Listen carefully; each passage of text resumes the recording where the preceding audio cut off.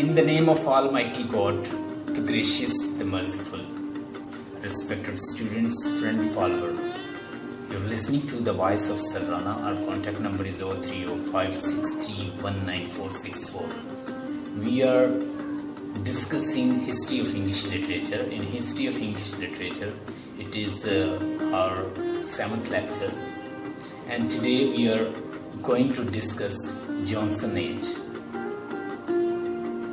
Johnson, he was born in England. He was a contemporary of the Pope, Dryden.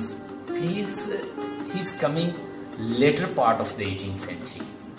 If we discuss the earlier part of the 18th century, this century was dominated by Pope, but the later part of the century, that was dominated by the Johnson. So write name the age of the Johnson, please. Age of Johnson 1709 to 1789. Age of Dryden Dryden was born on 1631 and he was died on 1700. Round about he got age 68 years. Age of Pope 1688, 1688 में पैदा हुए pop, और pop की death हुई है 1744 में, 1744।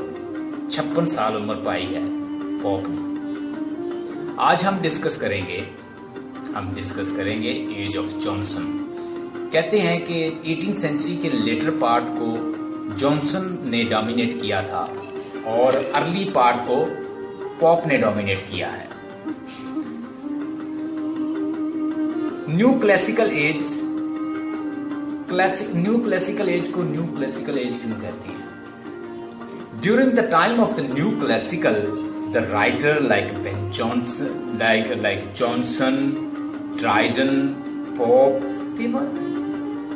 they were rewriting and repolishing, and they were reinterpreting the ancient Roman, Greek, ancient knowledge. The work of Cicero, Plato, Aristotle, Horace, and they were specially working on Horace. During the Johnson age, they were working on Horace. The work of the Homer, Virgil, that was also reinterpreted, retranslated by Pope-like writers. New classical means classical, and the work of the Roman Greeks, it is known as classical work. But new classical is just an imitation of the classical. तो new classical इसको इसलिए कहा जाता है कि new mean new classical, कि पुरानी जितनी भी क्लासिकल वर्क था उससे न्यू फॉर्म में पेश किया गया था, उसमें कोई अमेंडमेंट करके, मॉडिफिकेशन करके, री इंटरप्रिटेशन करके, री रिटन करके, ट्रांसलेट करके, मॉडिफाई करके, अमेंडमेंट करके उसको नया बना के, इसलिए उसे न्यू क्लासिकल एज कहा जाता है, जिसमें पॉप, ड्राइडन, ये सारे राइटर्स आते हैं। रोमन ग्रीक्स के वर्क को रीराइट किया गया, रीट्रांसलेट किया गया, री इंटरप्रेट किया गया। प्रोमिनेंट राइटर्स थे पॉप, ड्राइडन और जॉनसन। आज हम जॉनसन की एज को पढ़ेंगे। Imitation of the Roman Greek work. तो कहते थे कि रोमन ग्रीक्स के वर्क को एक बेस्ट फ्रेम मानते थे new classical writers, based on logic, based on reason,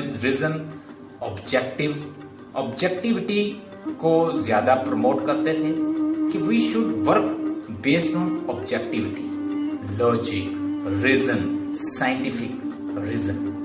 तो एज जैसे डेवलप हो रही थी, लोग न्यू क्लासिकल एज में क्या थे, साइंटिफिक थे, और उसके बाद क्या थे, वो कॉपी कर रहे थे, इमिटेट कर रहे थे रोमन ग्रीक्स को। रोमन ग्रीक्स जो थे वो तो बड़े अजीम राइटर्स थे। उन राइटर्स के वर्क को रीइंटरप्रेट किया गया था, रीराइट किया गया था, और उसके साथ साथ उस एज के अंदर साइंस भी काफ़ी तरक्की याफ्ता थी। साइंस ने भी बहुत सारी चीज़ें दरियाफ्त की थी। तो लोग फिर क्या थे, बेस्ड ऑन लॉजिक, रीजन और ऑब्जेक्टिव थे। लेकिन रोमांटिक एज में आप देखेंगे लोग सब्जेक्टिव हैं, राइटर सब्जेक्टिव हैं। वर्ड्सवर्थ जहां इमोशन लेके जाती है उसके बारे में लिखते जाते हैं। वर्ड्सवर्थ की इमोशन अगर गार्डन में चली गई तो वो गार्डन के बारे में लिखेगा। जिस तरह इमोशन, जिस तरफ इमेजिनेशन और इमोशन लीड करती जाती है राइटर लिख रहा है। लेकिन न्यू क्लासिकल एज में आपको साइंटिफिक मिलेंगे, आपको ऑब्जेक्टिव मिलेंगे, आपको लॉजिक और रैशनल और बेस्ड ऑन लॉजिक रीजन पे लिखेंगे। ये थी उसकी कैरेक्टरिस्टिक न्यू क्लासिकल एज की।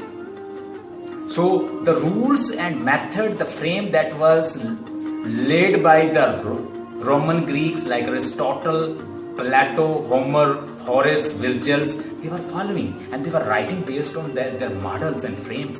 उनके मॉडल्स और उनके बताए हुए फ्रेम्स पे लिखे हुए वर्क को न्यू क्लासिकल वर्क कहेंगे, न्यू क्लासिकल एज कहेंगे। और इस दौर में अरिस्टोटल और हॉरेस को ज्यादा फॉलो किया जा रहा था, जो कि रोमन ग्रीक्स राइटर थे। हॉरेस ने लिखा था आर्ट पोएटिका। उसके अंदर हॉरेस ने बताया था कि कैसे एक राइटर को होना चाहिए, डू और डोंट्स कौन से अप्लाई करने चाहिए, what should a writer apply and the poet should write this और दैट। कैसे एक राइटर को लिखना चाहिए, डू और डोंट्स उसने बताए। जॉनसन लिख लें, जॉनसन, पोप्स और Dryden, they followed their work. तो इन लोगों ने पॉप ने, ड्राइडन ने, जॉनसन ने, जिनकी एजेस मैंने अभी बताई आपको, इन्होंने क्लासिकल लाइंस को फॉलो किया था और इनके अकॉर्डिंग लिखा था उनके बताए हुए मॉडल्स के ऊपर। और इनको कहा जाता है new classical writers, new classical as भी कहा जाता है। This century is known as satirical work, is very prominent due to their satirical work. अगर आपने रेप ऑफ द लॉक पढ़ा है तो किस तरह की वो उस पे मॉक एपिक लिखता है। कहता है चाइना बेसन का टूट जाना, एक चाइना के बर्तन का टूट जाना, किसी की वर्जिनिटी का खो जाना सेम है। कुत्ते का मर जाना, हस्बैंड और लैप डॉग का मर जाना और हस्बैंड का मर जाना सेम है लेडी के लिए। बाइबल साथ पड़ी हुई और बैलेट बॉक्स पड़ा हुआ है, मेकअप का सामान पड़ा हुआ सेम है। वर्जिनिटी लॉस कर देना या किसी चीज का टूट जाना, बर्तन का टूट जाना सेम है।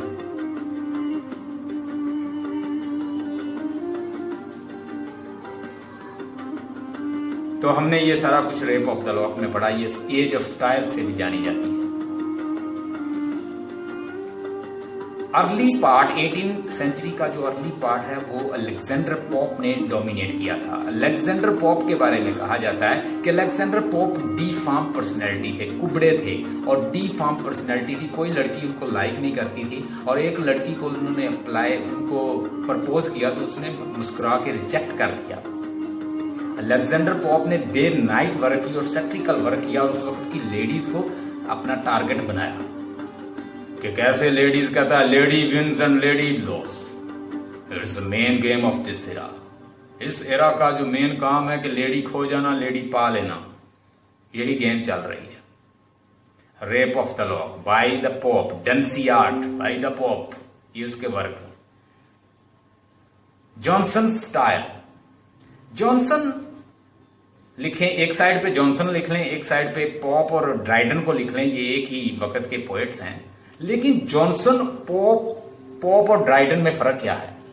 पॉप और ड्राइडन जो थे उस वक्त के राइटर्स को अंडरमाइन कर रहे थे। They were writing criticising their contemporary writers, their competitors. उनके कॉम्पिटिटर्स जो मौजूद थे उस वक्त के, उनके ऊपर तंज कर रहे थे, मुज़हिका खेज लिख रहे थे, उनके जो राइवल्स थे उनके बारे में लिख रहे थे। Dryden and pop, they were writing and undermining and satirizing the poet, their rival poets. But the Johnson was having another approach in a way to write. Johnson आपको अपनी पोएट्री के अंदर बताते हैं कि एक पोएट को क्या करना चाहिए और क्या नहीं करना चाहिए, सोसाइटी को कैसा होना चाहिए और कैसा नहीं होना चाहिए। The tone is what that makes a difference between the poets.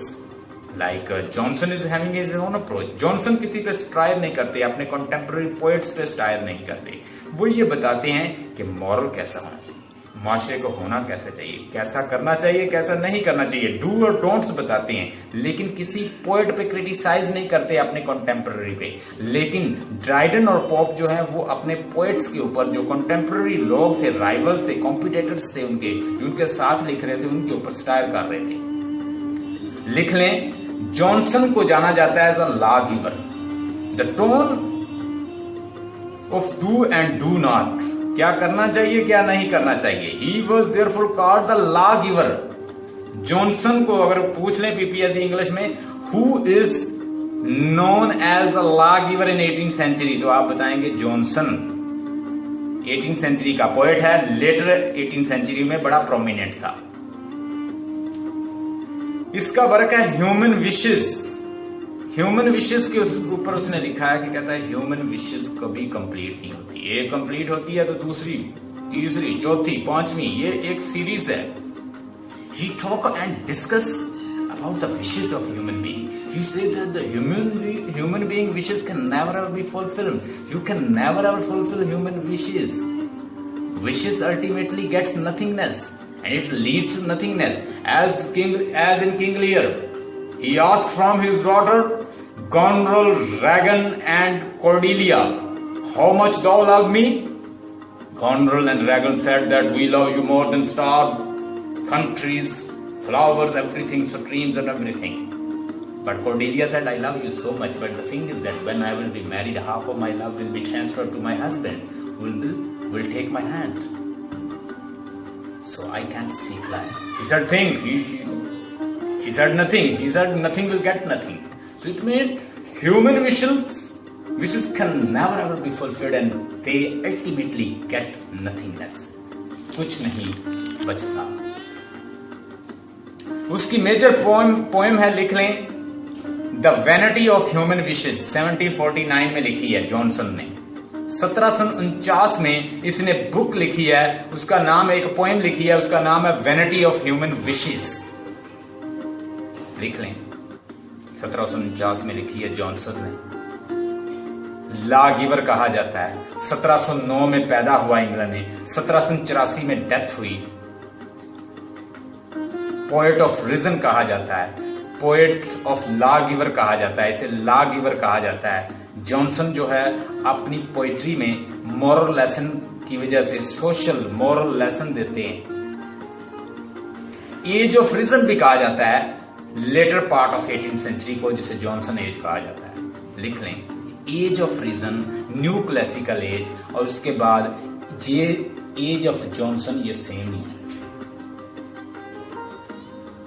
मैंने जैसे कहा कि बेस्ड ऑन लॉजिक रीजन वो बात करते थे, ऑब्जेक्टिव होते थे, सब्जेक्टिव नहीं होते थे।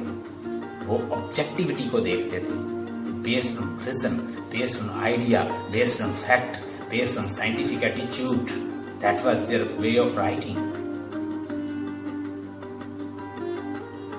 एज ऑफ जॉनसन कहते हैं, अपनी पोइट्री के अंदर, अपनी राइटिंग के अंदर जॉनसन इम्पर्सनल होते थे, जनरल होते थे, किसी स्पेसिफिक को क्रिटिसाइज नहीं करते थे, इम्पर्सनल थे, जनरल थे, और क्या थे,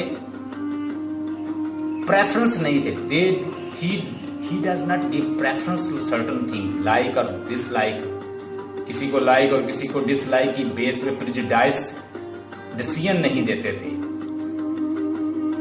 बेस्ड ऑन लॉजिक रीजन बात करते थे, डू और डोंट बताते थे, मोरालिटी बताते थे, इलिस्ट्रेटेड वैनिटी को इलिस्ट्रेट करते थे अपनी पोएम। थॉमस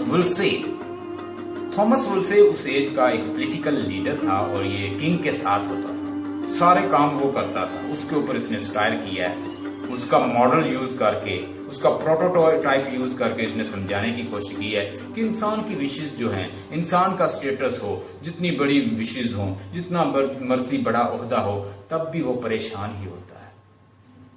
हर चीज खत्म होती है, और जितना भी बड़ा ओहदा हो, इंसान कभी सेटिस्फाई नहीं होता।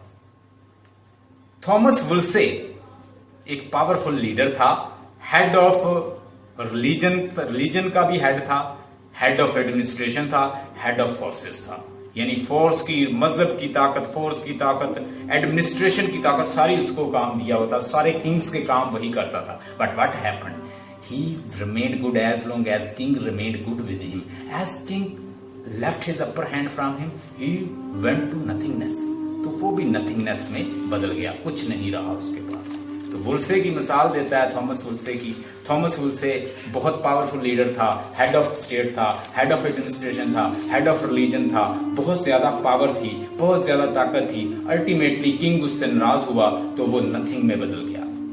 तो human wishes gets nothingness, nothingness में बदल जाती है।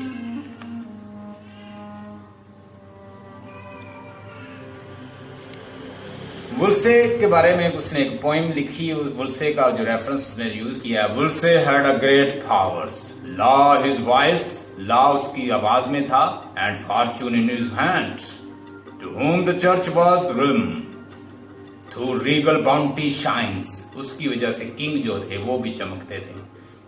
His eye smiles, यानी उसके फैसले उसकी लिप्स से होते थे, उसकी स्माइल से होते थे, उसकी आईज से होते थे। अगर वो किसी को अपनी आई से बुरा देखता तो वो तबाह बर्बाद हो जाता, लेकिन अल्टीमेटली वुल्से कहां चला गया? नथिंगनेस में बदल गया। That remained nothing. So here he says that there is no end of the human wishes.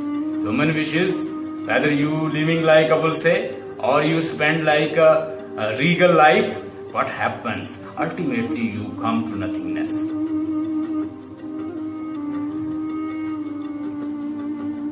Johnson को कहा जाता है he was a great thinker rather than a great poet. Dryden और पोप अपनी एज के बहुत बड़े पोएट हैं, लेकिन अगर ग्रेट थिंकर की बात